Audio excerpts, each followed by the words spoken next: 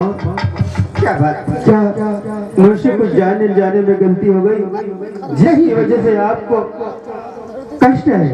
नहीं बेटा, अगर जानना ही चाहते हो जरूर बताऊंगी, लेकिन हाँ सुनो, वो कौन सी बात है जिसकी वजह से आज हमारी माँ का चेहरा उदास है? बताऊं क्या तुम्हें बेटा,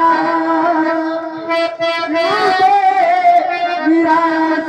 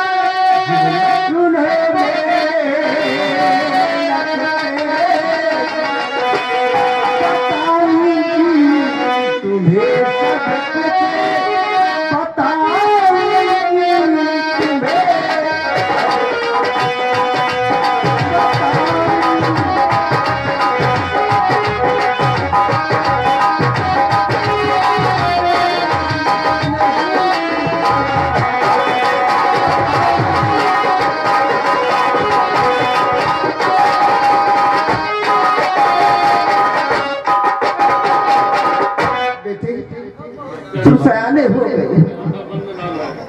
बता दूंगी, लेकिन जब वक्त आएगा तो जरूर बताऊंगी कि किस लिए मैं उदास रहती हूँ और सोचती रहती हूँ।